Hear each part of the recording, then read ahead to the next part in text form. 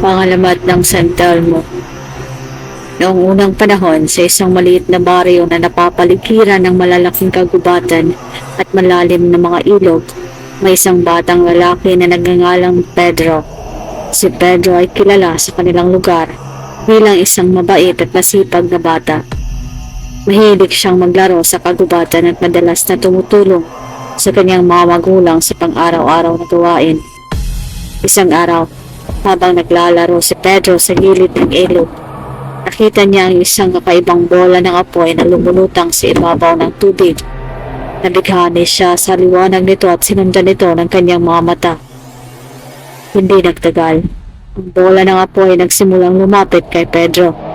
Sa kanyang pagkagulat, naramdaman niyang tila ba tinatawag siya ng apoy. Kaya't sinundan niya ito hanggang sa loob ng kagubatan. Habang lumalalim sa kagubatan, napansin ni Pedro na nagiging mas maliwanag ang apoy at tila ba ito ay may sariling buhay.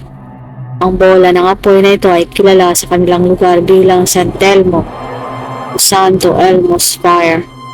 Ayon sa mga matatanda, ang San Telmo ay kaluluwa ng mga taong namatay sa trahedya, lalo na sa tubig, at nagpapakita bilang isang bola ng apoy upang magbigay babala, maghanap ng hustisya.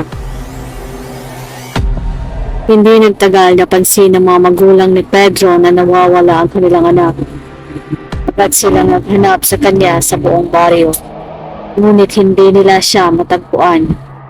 Sa kanilang paghahanap, naalala nila ang mga kwento tungkol sa San Telmo at naisipang magtungo sa kagubatan upang hanapin si Pedro. Sa loob ng kagubatan, nakita nila ang isang maliwanag na liwanag mula sa isang bola ng apoy. Agad silang tumakbo papunta dito at nakita si Pedro na nakatayo sa harap ng San Telmo. Bigla ba nakikinig sa isang hindi nakikitang tinig? Nang makita si Pedro, agad siyang niyakap ng kanyang mga magulang at hinila palayo sa San Telmo. Pagbalik nila sa baryo, ikinuwento ni Pedro ang kanyang karanasan. Ayon sa kanya, ang San Telmo ay hindi masama, kundi isang kaluluwa na nagbibigay babala sa kanya tungkol sa isang paparating na trahedya. Sinabi ng San Telmo na may paparating na malakas na bagyo na magdudulot ng pagbaha sa kanilang lugar. Dahil sa babala ng San Telmo, agad na naghanda ang buong baryo. Nagpatayo sila ng mga daig at naghanda ng mga pagkain at gamot.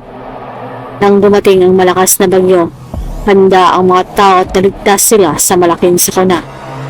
Mula noon, ang San Telmo ay itinuturing na isang tagapagligtas ng baryo. Ang kanyang bola ng apoy ay naging simbolo ng babala at pag-asa para sa mga tao. Sa tuwing may nakikitang San Telmo, lagi silang naghahanda at nananalangin bilang paggalang sa kaluluwang naglalayong magbigay ng babala at proteksyon sa kanila.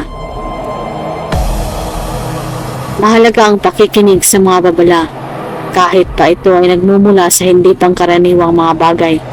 Ang pagiging handa sa anumang sakuna ay nagdudulot ng kaligtasan at katiwasayan. Ang paggalang at pangangalaga sa mga kaluluwa ng kalikasan ay nagdudulot ng proteksyon at biyaya.